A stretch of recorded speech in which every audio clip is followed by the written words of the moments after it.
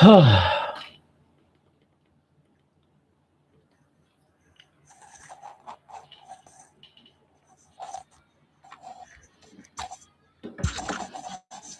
let's roll.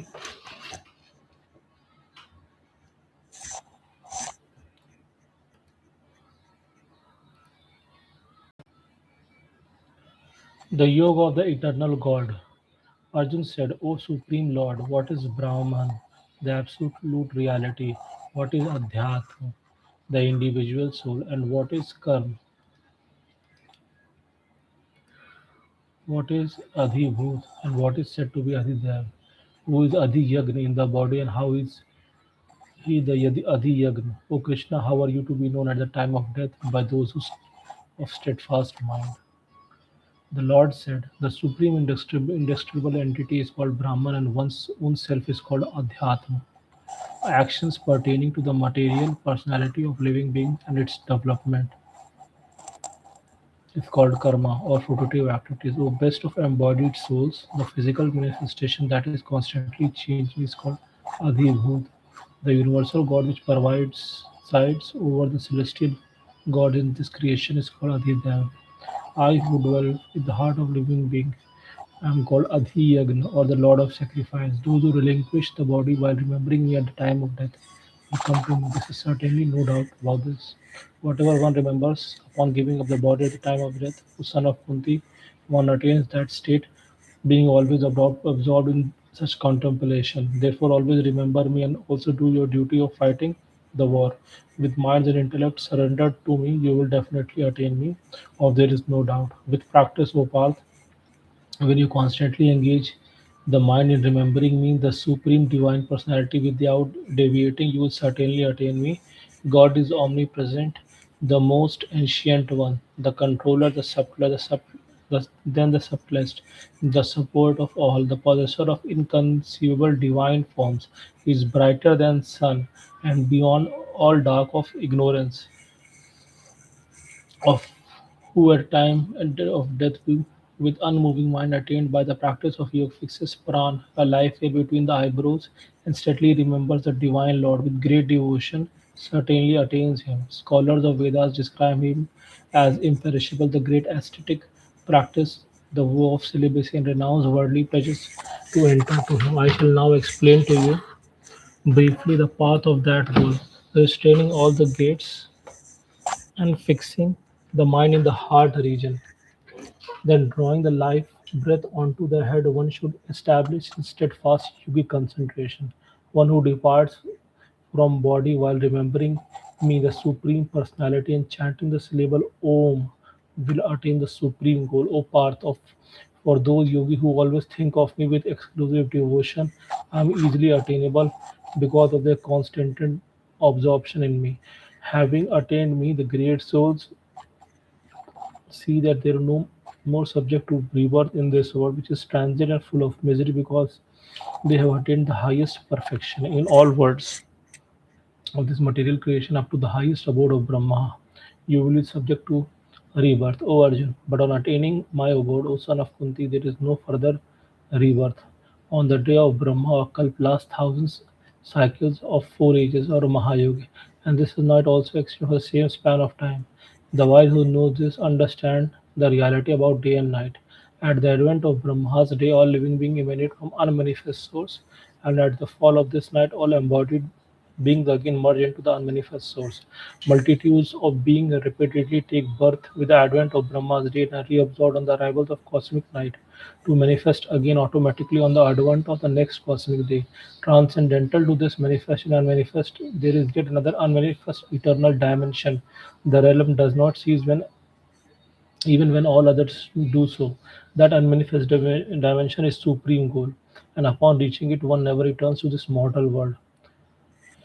That is my supreme abode. The supreme divine personality is greater than all that exists, although he is all pervading and all living beings are situated in him, yet he can be only known through devotion. I shall now describe to you different paths of passing away from this world, O best of Bharatas, one which leads to the liberation and other leads to the rebirth. Those who know the supreme Brahman who departs from this world during the 6 months of the sun's northern course, the bright fortnight of moon and the bright part of the day attains supreme destination. The practitioner of Vedic rituals, one who passes away during 6 months of sun's southern course, the dark fortnight of moon, and the time of smoke, the night attain the celestial abode. After enjoying celestial pleasures, they again return to the earth plane. These two bright and dark paths are always exist in this world. The way of light leads to liberation, and the way of darkness leads to rebirth. Yogis who know the secret of these two paths, O path, are never bewildered. Therefore, at all times be situated in yoga or union with God. The yogis who know this secret gain merits far beyond the fruits of Vedic rituals, the study of Vedas and performance of sacrifices, austerities, and charities. Such yogis who reach the supreme abode. Now we go with the Raj Yoga or the yoga through the king of sciences. The Supreme Lord said, O Arjun, because you are not envious of me, I shall now impart to you this very confidential knowledge and wisdom, upon knowing which you will be released from the miseries of material existence. This knowledge is the king of science and most profound of all secrets. It purifies those who hear it. It is directly realizable in accordance with dharma, easy to practice and everlasting in effect. People who have no faith in dharma are unable to attain me, O conqueror of enemies. They repeatedly come back to this word in cycle of birth and death. This entire cosmic manifestation is pervaded by me in my unmanifest form. All living beings dwell in me, but I do not dwell in them. And yet, the other living beings do not abide in me. Behold the mystery of my divine energy. Although I am the creator and sustainer of all living beings, I am not influenced by them or by material nature. Know that as mighty wind blowing everywhere, rest always in sky. Likewise, all living beings always rest in me. At the end of one kalp, all living beings merge into my primordial material energy. At the beginning of the next creation, O son of Kunti, I manifest them again. Presiding over my material energy, I generate these myriad forms again and again in accordance with the force of their natures. O conqueror of wealth, none of these actions bind me. I remain like a neutral observer over and ever detached from these actions. Working under my direction, this material energy brings into being all animate and inanimate forms, O son of Kunti. For this reason, the material world undergoes the changes of creation, maintenance, and dissolution. When I descend in my personal form, deluded persons are unable to recognize me. They do not know my divinity of my personality as the supreme lord of all beings. Bewildered by the material energy, such person embrace the demonic and aesthetic view. In that deluded state, their hopes for the welfare are in vain, their fruitive actions are wasted, and the culture of knowledge is baffled. But the great soul who takes shelter of my divine energy, O Parth, know me, the Lord Krishna, as the origin of all creation. They engage in my devotion with their mind fixed exclusively on me, always singing my divine glories, striving with great determination, and humbly bowing down before me. They constantly worship me in loving devotion. Others engage in the yajna of cultivating knowledge, worship me by many methods. Some see me as undifferentiated ones, that is, non different from them, while others see me as separate from them. Still, others worship me in the infinite manifestation of my cosmic form. It is I who am I the Vedic ritual. I am the sacrifice. I am the oblation offered to ancestors. I am the medicinal herb. I am the Vedic mantra. I am also the clarified butter. I am the fire and the act of offering of this universe. I am the father. I am also the mother, the sustainer, and the grandsire. I am the purifier, the goal of knowledge, and the secrets labeled Om. I am the Rig Veda, Sam Veda, and the Yajur Veda. I am the supreme goal of all living beings, and I am also the sustainer, master, witness, abode, shelter, and a friend. I am the origin, the end, resting place of entire creation. I am repository and the eternal seed. I radiate heat as sun, and I withhold as well as send forth rain. I am immortality as well as death personified. O Arjun, I am spirit as well as matter. Those who are inclined toward the fruitive activity described in Vedas worship me through ritualistic sacrifices, being purified from sin by drinking soma juice, which is a remnant of yagna. They seek to go to heaven. By virtue of their pious deed, they go to the abodes of Indra, the king of heaven, and enjoy the pleasures of celestial God. When they have enjoyed the vast pleasures of heaven, the stock of their merit being exhausted, they return to the earthly plane. Those who follow the Vedic rituals, desiring object of enjoyment, repeatedly come and go in this world.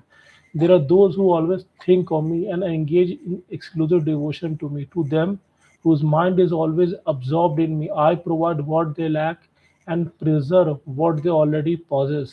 O son of Kunti, even those devotees who faithfully worship other gods also worship me. They do so by a wrong method. I am the enjoyer and only Lord of all sacrificed. But those who fail to realize my divine nature must be reborn. Worshippers of celestial God take birth among his celestial gods. Worshipper of ancestors go to ancestors. Worshipper of ghosts take birth among such beings, and my devotee come to me alone. If one offers to me with devotion a leaf, a flower, a fruit, or even water, I delightfully partake that item offered with love by my devotee in pure consciousness. Whatever you do, whatever you eat, whatever you offer as oblation to sacred fire, whatever you bestow as gift, and whatever austerities you perform, O son of Kunti, do them as an offering to me. By dedicating all works to me, you will be freed from bondage of good and bad results. With your mind attached to me through renunciation, you will be liberated and will reach me. I am equally disposed to all living beings. I am neither inimical or partial to anyone, but devotees who worship me with love reside in me, and I reside in them. Even if the village sinners worship me with exclusive devotion, they are to be considered righteous because they have made the proper resolve. Quickly they become virtuous and attain lasting peace. O son of Kunti, declare it boldly that no devotee of mine is ever lost. All those who take refuge in me, whatever their birth, race, gender, or caste, or even those whose society scorn, will attain supreme destination. What then to speak about the kings and sages with meritorious deed? Therefore, having come to this transient and joyless world, engage in devotion unto me. Always think of me, be devoted to me, worship me, and offer obeisance to me. Having dedicated your mind and body to me, you will certainly come to me.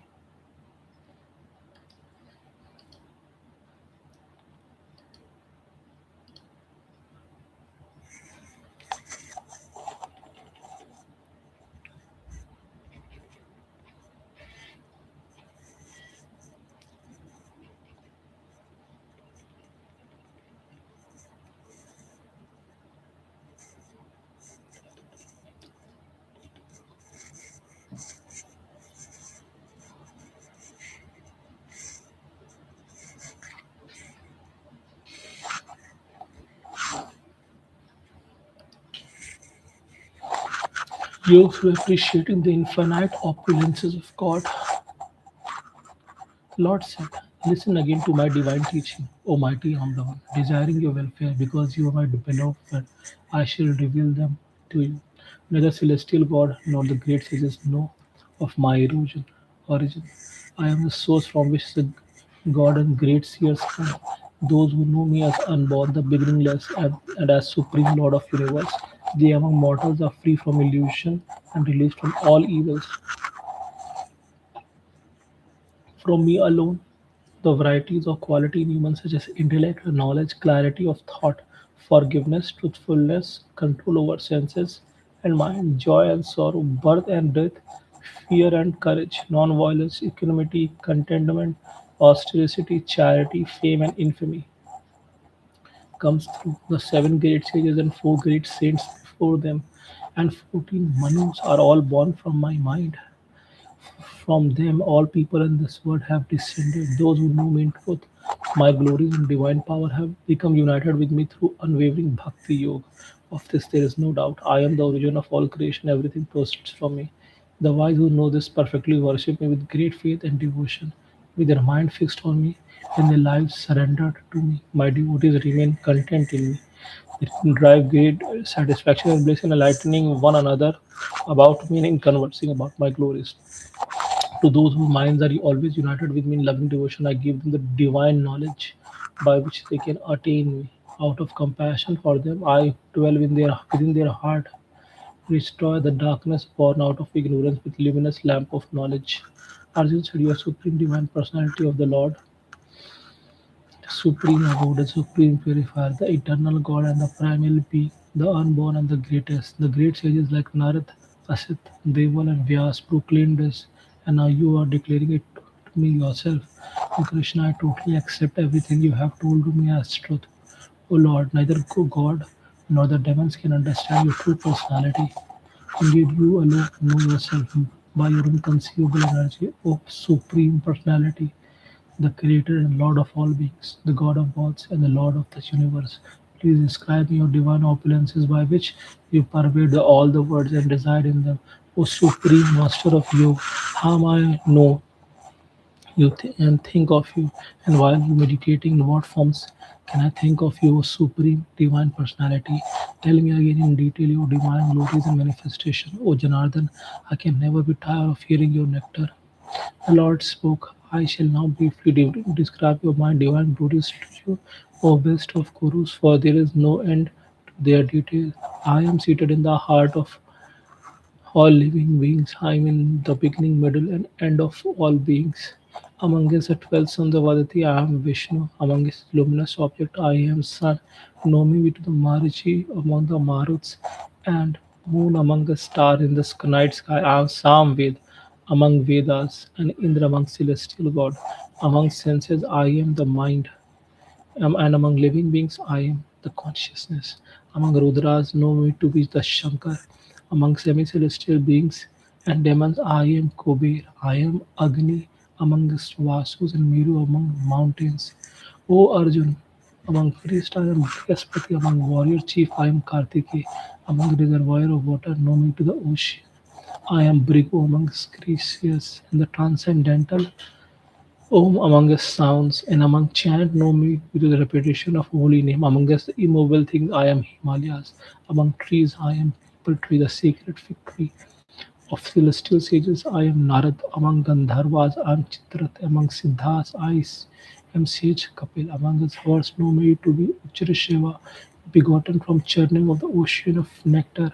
I am Aravat amongst all lordly elephant and king amongst human. I am Vajra amongst weapon and Kamdhenu amongst cows.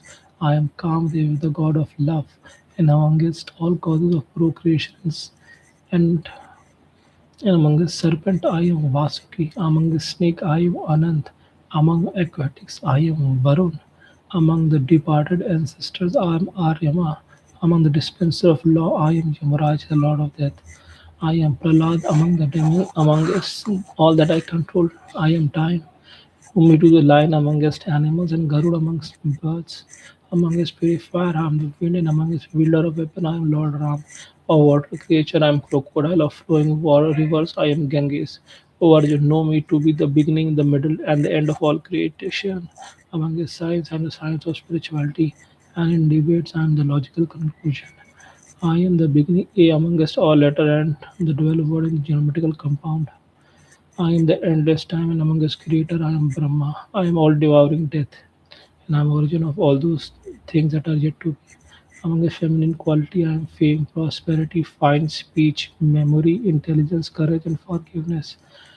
Among hymns in Samaved know me to be the Brihat Sama amongst poetic meters. I am Gayatri of 12 months of Hindu calendar, a Margshish of seasons. I am the spring which flows and brings flowers.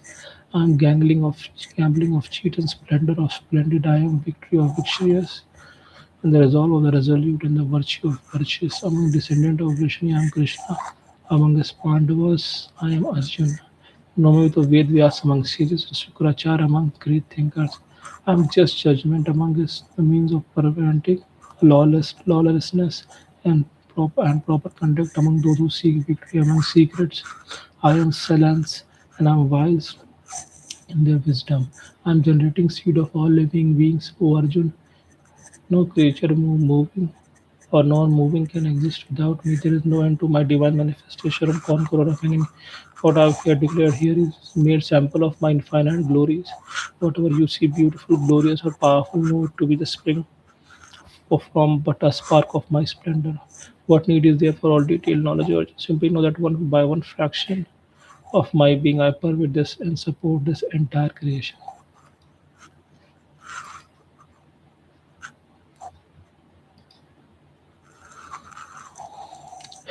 You through beholding the cosmic form of God, or Vishwarup Darshan Yoga.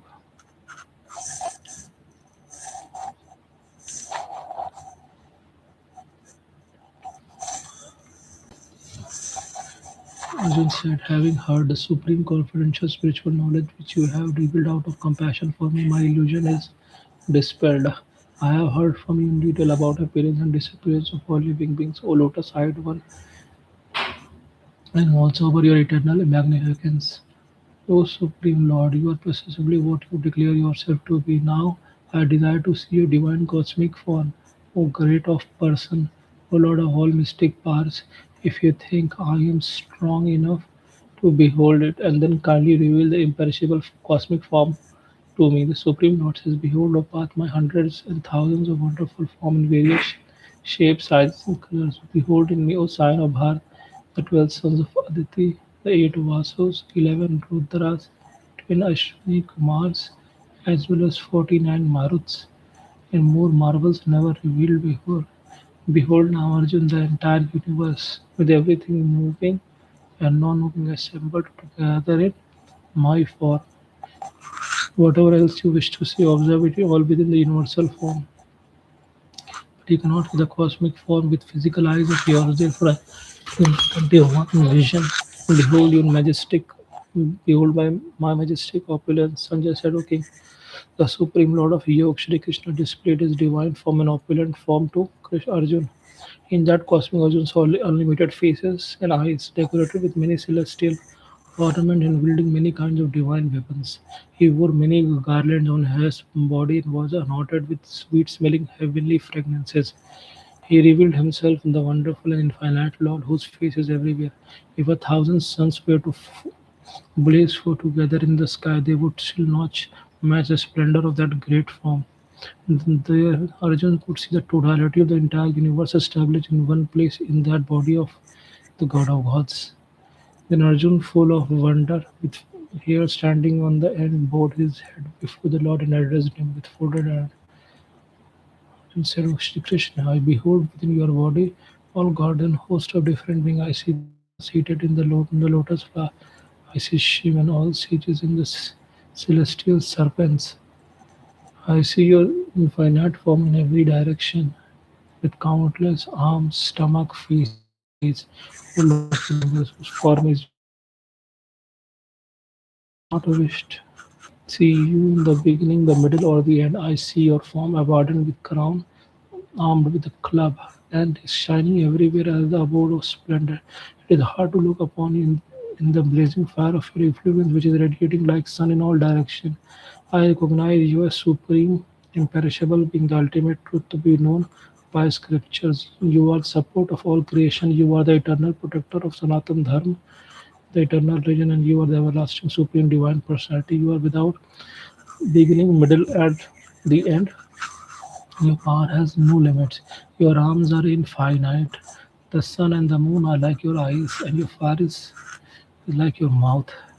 I see you working the entire creation by your radiance. The space between the heaven and earth and its all directions is pervaded by you. Seeing your wondrous and terrible form, I see three words trembling in fear. O greatest of all beings, all the celestial gods are taking your shelter by entering into you. In awesome praising you, Fyodor, and the great sages and the perfected beings are extolling you with auspicious hymns and profuse prayers. Rudras, Adityas, Vasus, Sadhyas, Vishwadev, Ashwani Kumars, Maruts, and sisters Gandharvas, Yakshas, Asuras, and Siddhas are all beholding you in wonder. O mighty Lord, in veneration of your magnificent form with its many, many mouths, eyes, arms, thighs, legs, stomach, and terrifying teeth, all the world are terror stricken and so am I, O Lord Vishnu, seeing your form touching the sky, fluent in many colors, with mouth wide open and enormous blazing eyes. My heart is trembling with fear. I have lost all courage and peace of mind, having seen your many mouths bearing your terrible teeth, resembling the rage fire at the time of annihilation. I forget where am I? I do not know where to go. O Lord of Lords, you are shelter of Vishnu. Please have mercy on me.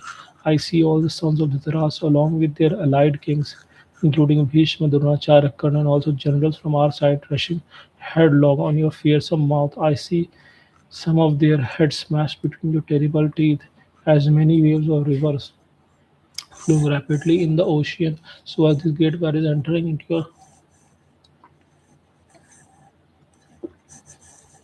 blazing mouth, as moth rush with great speed into fire to perish, so are all these armies entered with great speed into your mouth. With your fiery tongue, you are licking up the host of all living beings on all sides and devouring them with your blazing mouth. O Vishnu, you are scorching the entire universe with fires, all pervading rays of your influence.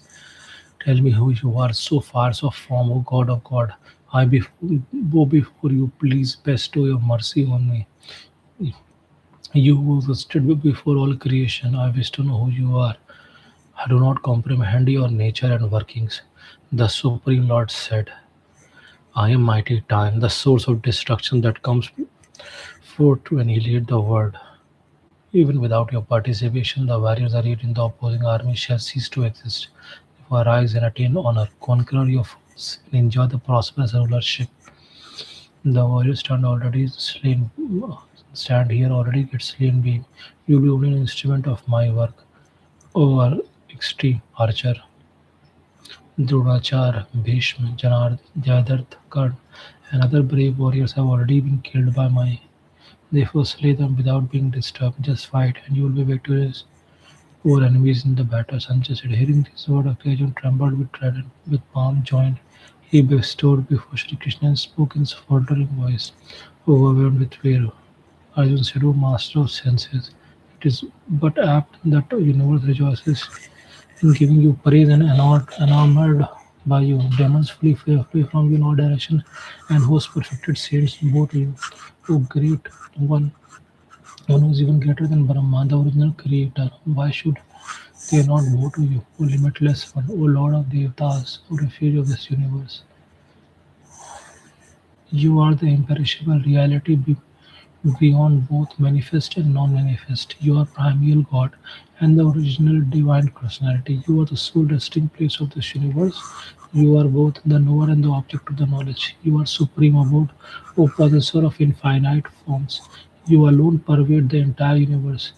You are Vayu, the god of wind, Yamaraj, the god of that, Agni, the god of fire, Varun, the god of water, the Chandra, moon god, and you are the creator Brahma and the great grandson of all beings. I offer my salutations unto you 1,000 times and again and yet again.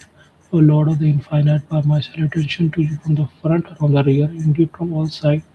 You possess infinite valor and might and forbid everything. Thus you are everything. Thinking of you as my friend, I presumptuously array.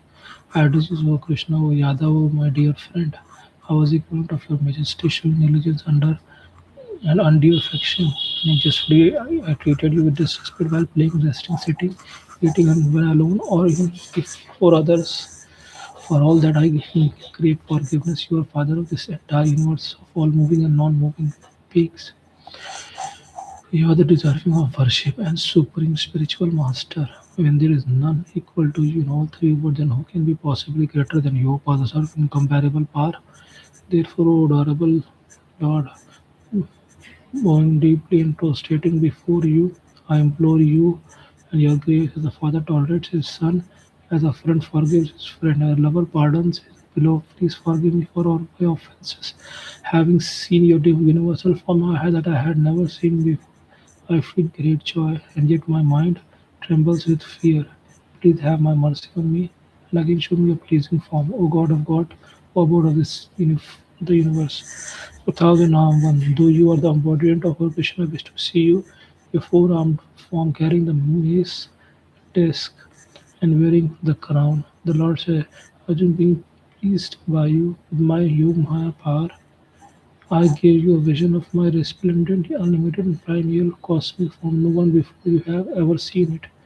Not by study of Vedas, not by performance of sacrifices, rituals, or charity, or even by practice of severe austerity had an immortal ever seen. What you have seen, O best of the Gurus, warrior, be neither be afraid nor bewildered by seeing this terrible form of mine. Be free from fear, and with cheerful heart behold me once again in my personal form. Sanjay said, having spoken this, the compassionate son of Vasudev distributed his personal form again for Ramdavan, and then he further consolidated the frightened Arjun by assuming his gentle two-armed form. Shri Krishna, seeing your gentle human form, two armor, I have regained my composure and my mind is restored to normal. The Supreme Lord says that this form of mind that you are seeing is extremely difficult to behold, even celestial God that he pursued. Neither by the study of Vedas nor by penance, charity, or fire sacrifices can I be seen as you have seen me. O Arjun, by unalloyed devotion alone, I can be known as I am standing before. Therefore, by receiving my divine vision, a sculpture of force, one can enter into union with me. Those who perform all the duties for my sake, who depends on me and are devoted to me, who are free from attachment and love without malice to all beings, such devotees certainly come to me. Bhakti Yoga.